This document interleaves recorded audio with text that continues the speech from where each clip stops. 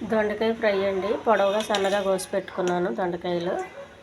వాటికి కావాల్సిన పదార్థాలు: ఆవాలు, జీలకర్ర, కారం, కొద్దిగా ధనియాల పొడి, కొంచెం ఉప్పు, పల్లీల పొడి, పసుపు, పొట్టు మినపప్పు. కొద్దిగా కుక్కర్లో వేసుకోవాలండి. ఒకే ఒక విజిల్ రానివ్వాలి, ఎక్కువ రానివ్వద్దు, మళ్ళీ మెత్తగా అయిపోతాయి. ఎందుకంటే విజిల్ రానిచ్చేది దొండకాయకి ఎక్కువ ఆయిల్ పడుతుంది. అది పడకుండా ఉండడం కోసం ఒకే ఒక విజిల్ రానివ్వాలి. అంతేనండి, మూత పెట్టాలి. కుక్కర్లో పెట్టాలండి. ఒక విజిల్ రావాలి, అప్పుడు స్టవ్ ఆఫ్ చేయాలి.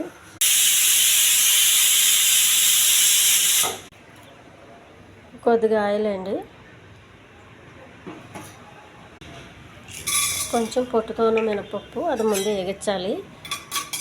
కొంచెం తొందరగా ఏగదు, అందుకని ముందే ఎగించుకోవాలి. సరిగా ఏగకపోతే జిగురుగా ఉంటుంది. కొంచెం జీలకర్ర, కొన్ని ఆవాలు,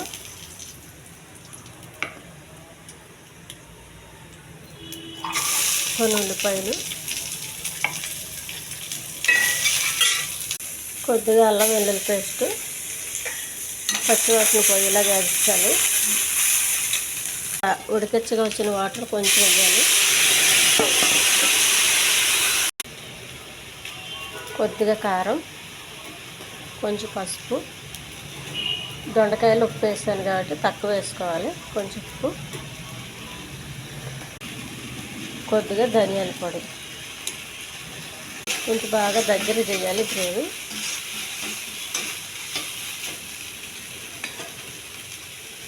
తర్వాత ఉడికించి పెట్టుకున్న దొండకాయ,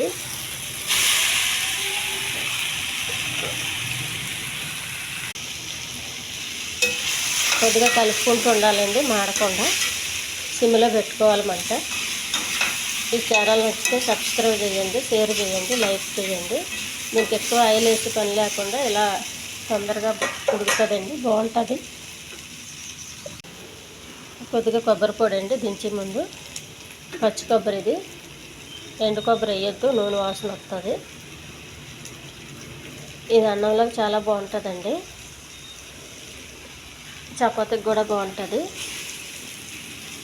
టేస్టీ కూర రెడీ అయిందండి, ఫ్రై. ఇది